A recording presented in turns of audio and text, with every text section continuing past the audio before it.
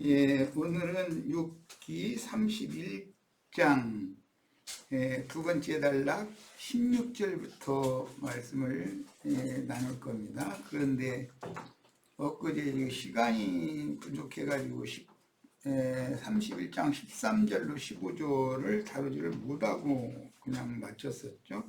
그거 간략하게 다루고 시작하겠습니다.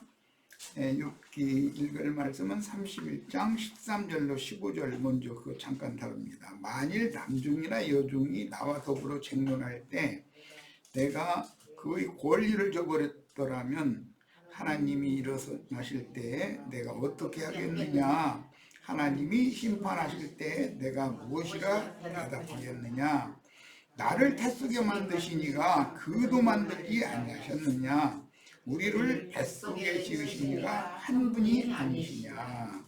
이 말은 욥은 사람 차별을 절대 하지 않았다. 지금 그걸 말하는 건데, 조물주의 뜻을 말하자면 인간은 누구나 존엄성을 다 부여받고 태어났기 때문에 귀천의 차별, 주종이라고 하는 그런 개념이 모든 인간 사이에는 있으면 안 되고, 너희는 다 형제니라 라고 하는 이제 예수님의 말씀이 여기 이제 기반을 하는 것이니까, 무슨 인종이나 뭐 히브리인, 뭐 헬라인, 뭐 이방인, 뭐 선민인, 뭐 유대인 이런 식으로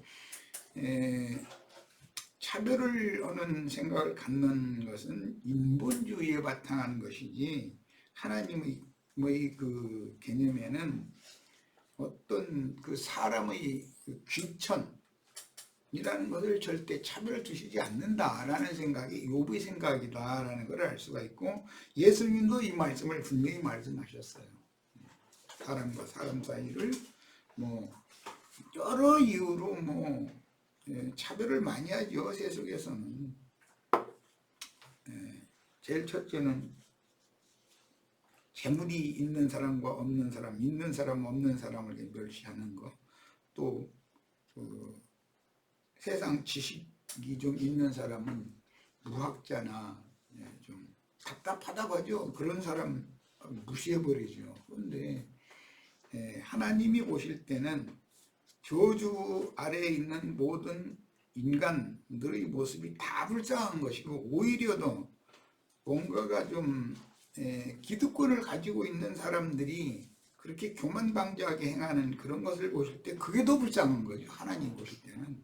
이 관점이 다 바꿔져야 된다는 걸 기본적으로 이해를 하셔야 되겠어요. 자, 그 다음에 이제 16절부터 다음 단락 들어갑니다.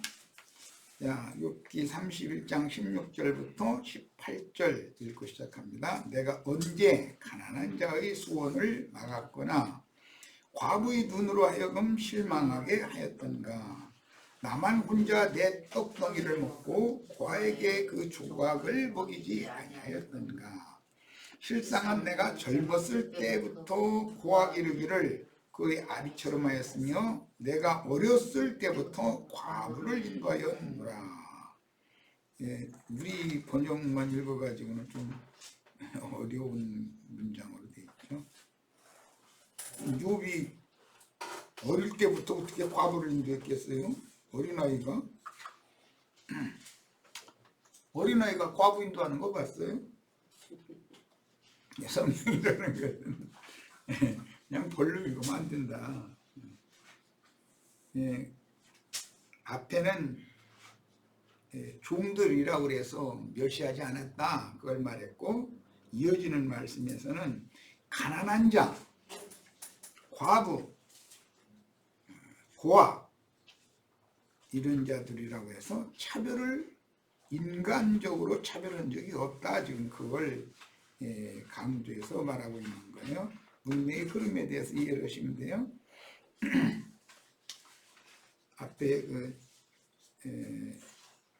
14, 15절, 13절에서 15절 욥이 종들에 대해서 자기가 주인이라고 그래서 절대로 그들의 어떤 청원이나 그들의 그 소원 이런 것을 말할 때 멸시하고 못 들은 척하고 그런 적이 없다라고 이제 했는데 그 말씀에서 좀 이어지는 거예요. 말하자면 인간 차별하지 않았다 그 말이죠.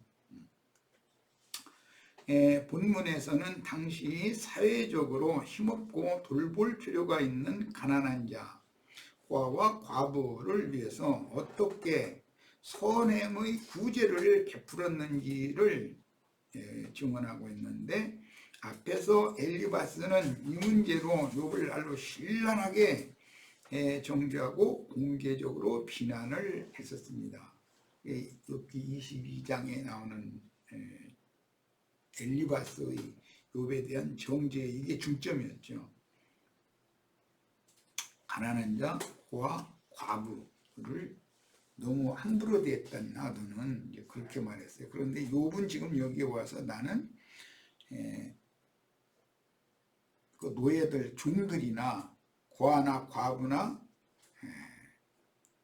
그 가난한 자들, 그런 사람들을 절대로 함부로 대하지 않았다. 이제 이것을 지금 강조하고 있어요. 그런데 이제 문맥에 실상은 내가 젊었을 때부터 고아를 아비처럼 길렀고 내가 어렸을 때부터 과부를 인도하였다. 이렇게 이제 우리 번역엔 번역을 해놨어요. 이 말은 내가 어릴 때부터 우리 아버지가 고아나 과부나 가난한 자들을 보살피는 것을 보면서 자랐다. 그러니까 나도 당연히 너희 조상에게 가르침 받은 걸 그대로 행한 사람이다.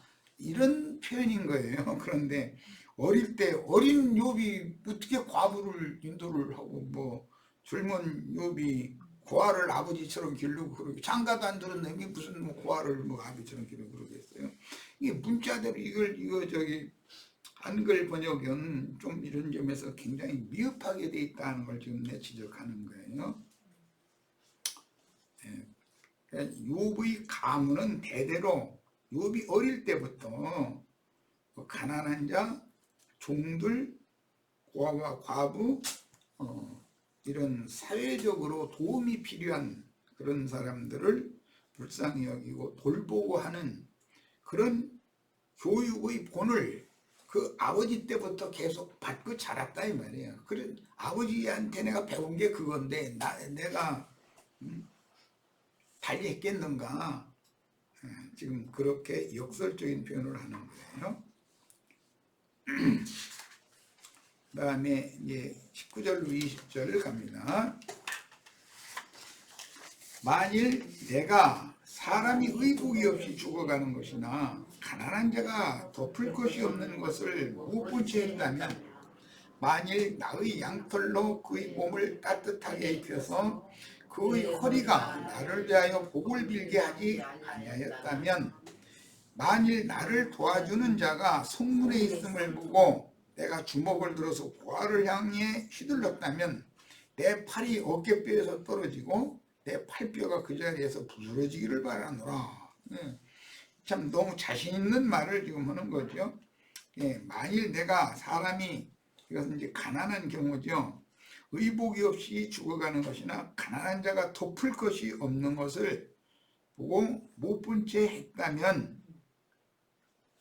가난한 자를 자기는 절대로 멸시하지 않는 것은 자기 아버지 때부터 자기 아버지가 자기 산 교육을 자기에게 그렇게 시켰기 때문에 자기도 절대로 그렇게 이런 가난한 자를 이렇게 멸시하거나 함부로 대하거나 그런 일이 없다라는 걸 지금 강조하는 말을 이어가는 거예요. 만일 나의 양털로 그의 몸을 따뜻하게 입혀서, 그때 당시에는 양털을 깎아 가지고 그걸로 이제 길쌈을 해서 옷을 이제 만들어 있거나, 이제 목축자들이 들판에서 장막 생활할 땐 밤에는 그렇게 춥다고 그래요. 거기는.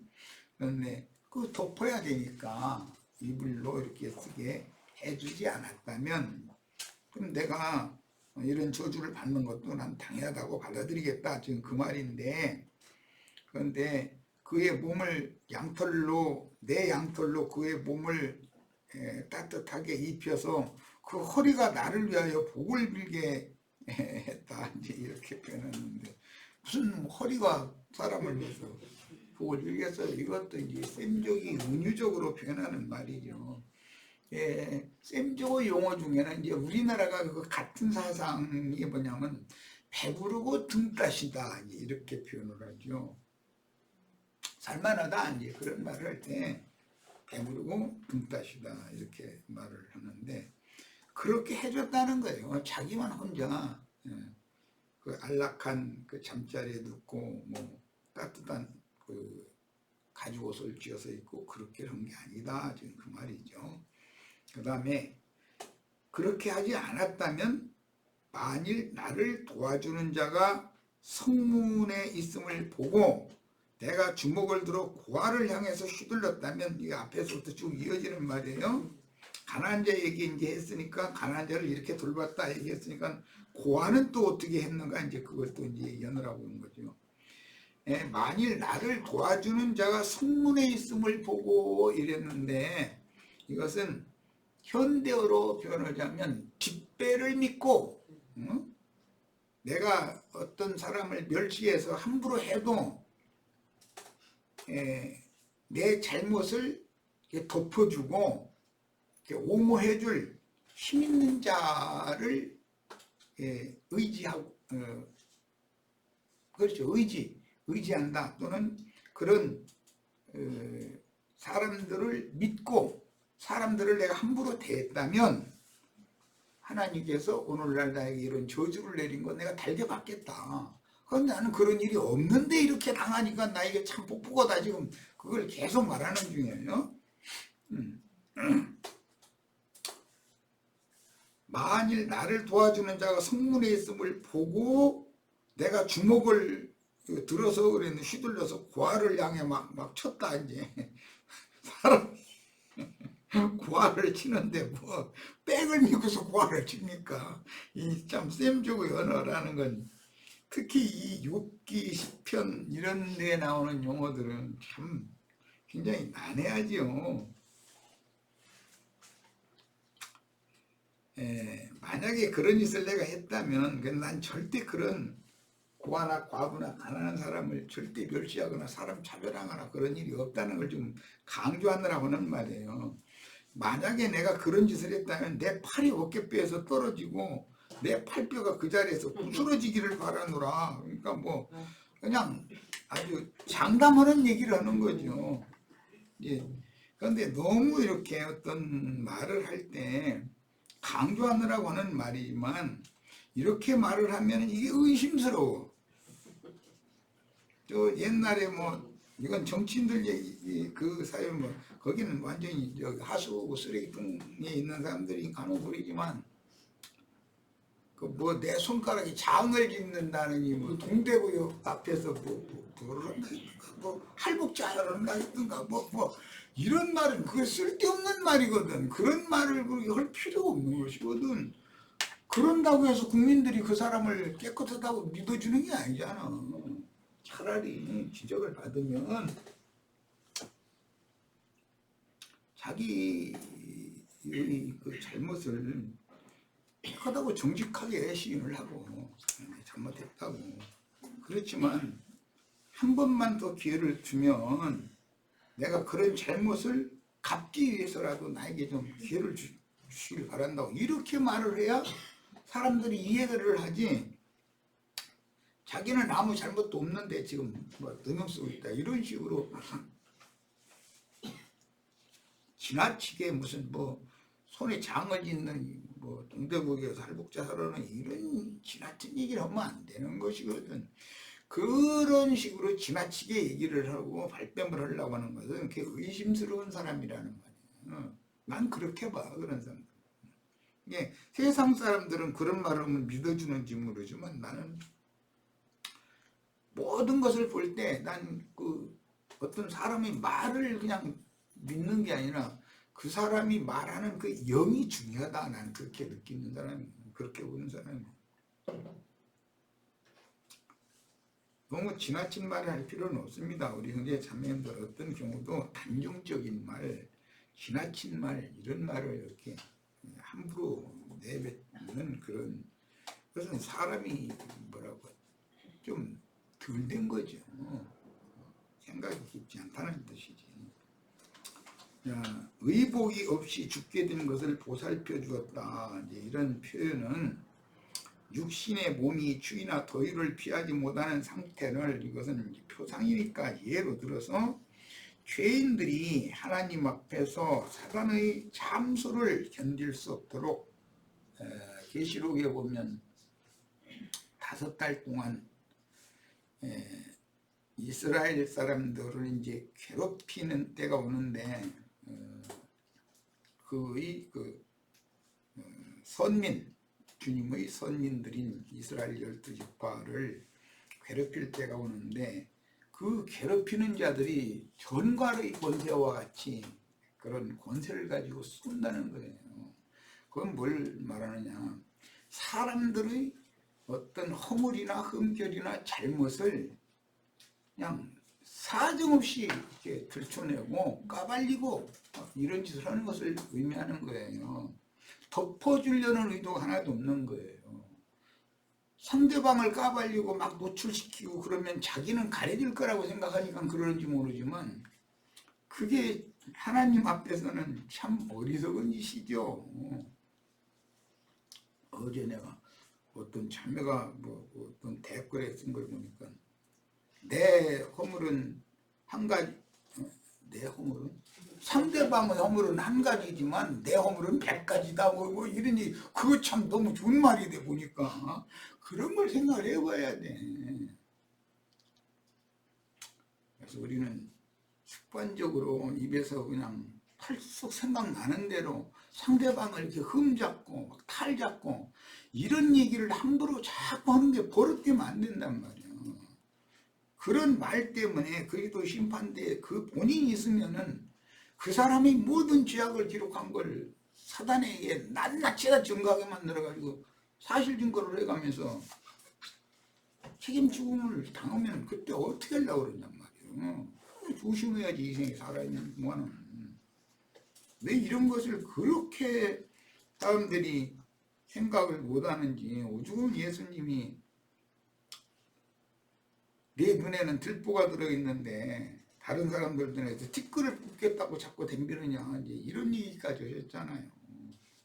그러니까 우리는 항상 내 말하지만 어떤 상황을 볼 때 그냥 떠오르는 대로 그냥 즉흥적으로 어떤 말을 막 발설해 버리면 안 되는 거예요. 한 번은 이렇게 고르고 좀 생각해보고 이 말을 하는데 이렇게 돌려서 어떻게 좀 유하게 할까, 이런 걸 생각해보고 말을 해야지. 그런데 또 답답한 사람들은 그냥 돌려서 좋게 말을 하면은 또 그 속에 저 사람이 저런 말을 할 때는 그 속에 어떤 것을 내포하고 있는지에 대해서는 생각도 안 해보고 그냥 가볍게 들어버려. 그것은 사람들이 덜 돼서 그러는 거예요. 이게 아니, 심중히 생각해보고 말을 해야 되고, 듣는 것도 심중히 생각해서 들어봐야 되는 거거든. 그게 이 신앙 안에서 생명의 가르침을 받는 우리들의 신앙 생활이잖아요.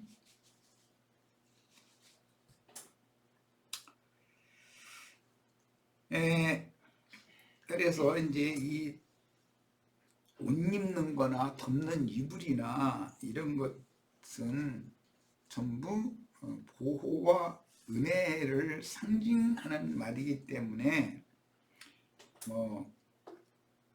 지난 죄과들이 그렇게 많지만 예수님이 대신 십자가에서 그 범죄들에 대해서 형벌을 대신 받고 우리의 덮개가 되어주셨기 때문에 너희 옛사람과 그 행위는 벗어버리고 그리스도로 옷 입었느니라, 이제 이렇게 했고, 그리스도가 우리의 덮개가 된다 이 말이에요.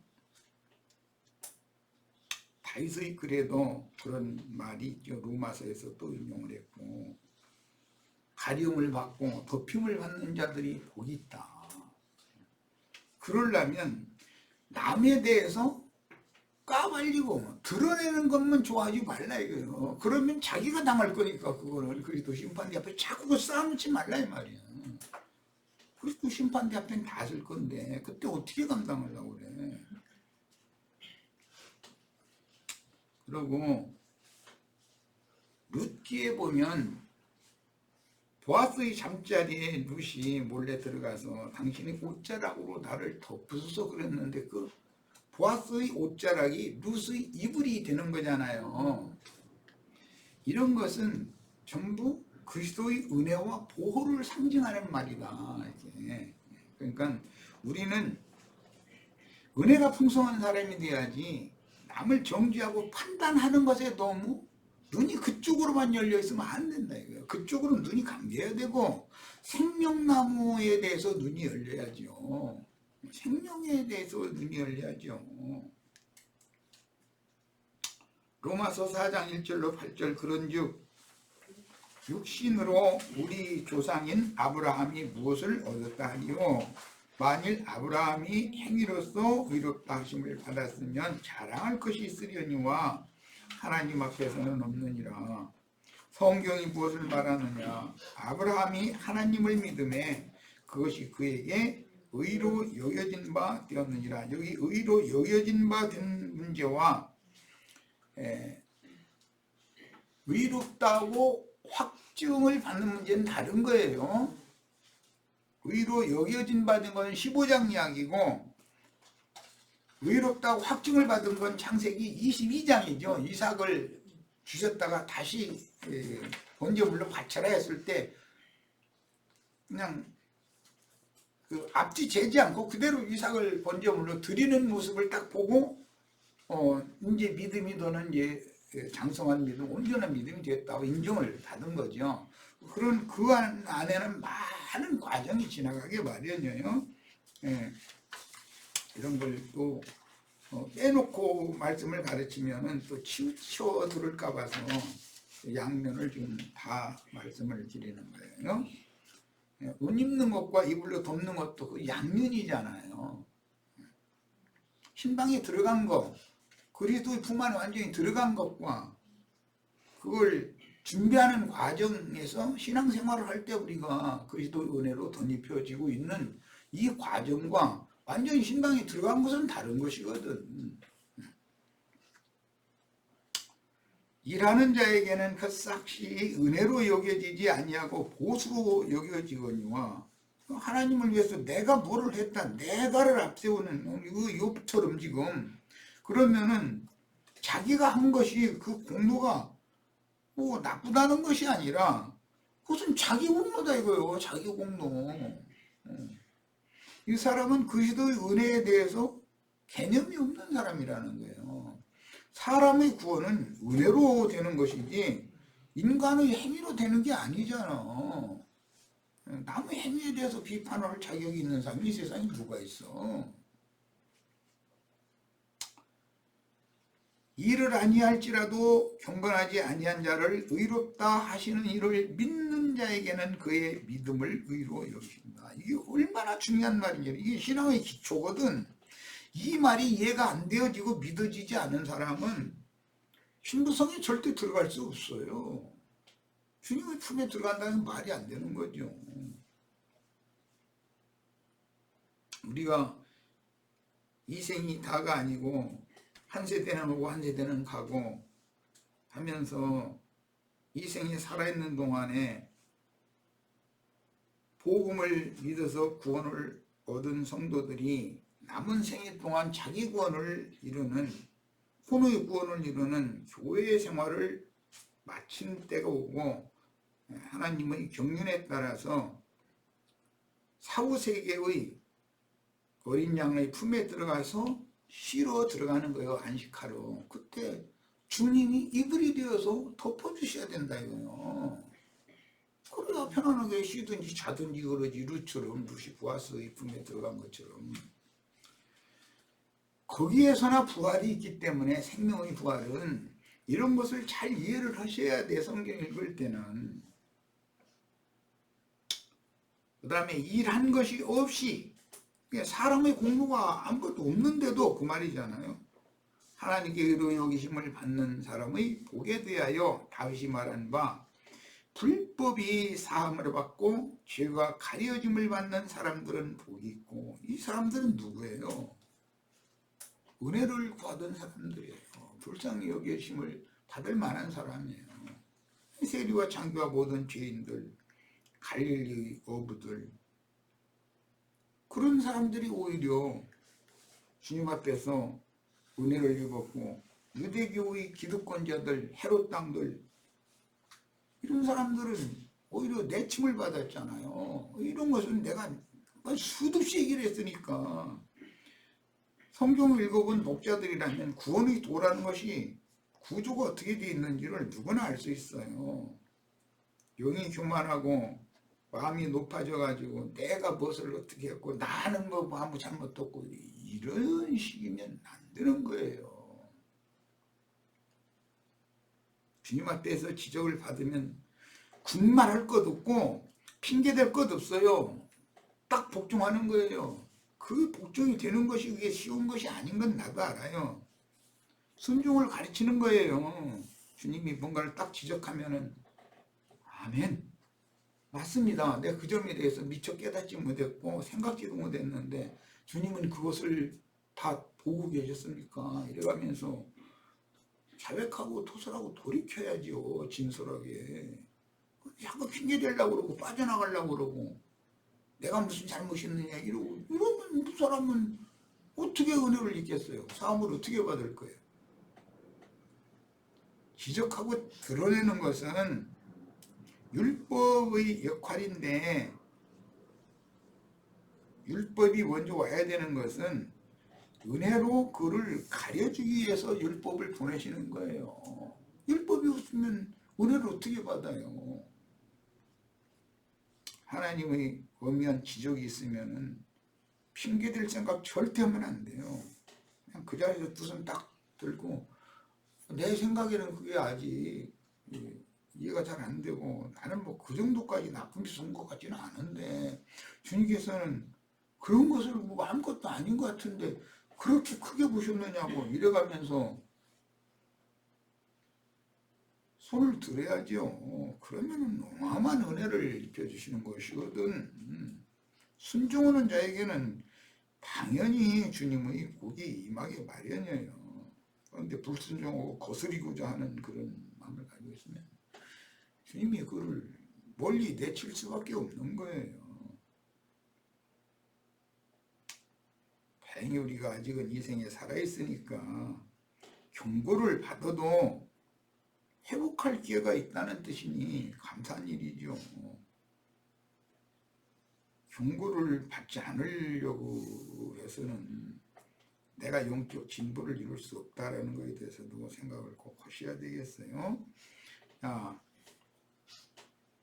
그래서 덮을 것, 또는 몸을 더웁게 하고 뭐 밤에 이불이 되어지고 이런 이야기가 그냥 단순한 이야기가 아니다. 이게 복음이라는 거예요. 이런 데서 주님의 은혜가, 주님의 보호하심과 지켜주심이 아니면 나라는 사람은 내가 잘나고 내가 힘이 있어서 두 발로 이렇게 그냥 서 있고 막 행하는 것 같고 뭐 인생 잘 사는 것 같고, 그 착각하는 거예요. 주님께서 딱 문 저쪽으로 다른 방향으로 딱 돌아서 버리면 즉시 넘어지는 거야. 그리고 나서 지적을 딱 받아. 그때라도 돌이키면 주님이 팔을 내밀어서 다시 붙잡고 이렇게 세워주시거든. 7번 넘어져도 또 8번째 일어난다고 그랬잖아요. 그런 것이 우리 신앙인의 태도다 이거예요. 그런데 내가 무슨 잘못이 있길래 이러느냐 이러시면 안 된다 이거예요. 잘못이 없는데 왜 주님이 지적을 하시겠어. 주님이 보시기에는, 내가 보기에는 아무것도 아닌 것 같이 보았지만 주님이 보시기에는 그걸 크게 보는 거예요. 세상적인 어떤 흠결과 허물 이런 것들은 사람들이 다 그걸 크게 봐요. 그러나 그보다 더 크게 주님이 보시면 영적인 본질단 말이에요. 영이 겸손하지 못하고 교만하다. 그럼 이것은 이것은 어마어마한 죄로 보는 거예요. 이놈은 불순종할 놈이구나. 이놈은 반역의 이상이 있구나. 이렇게 보거든. 왜 그거 생각을 안 해?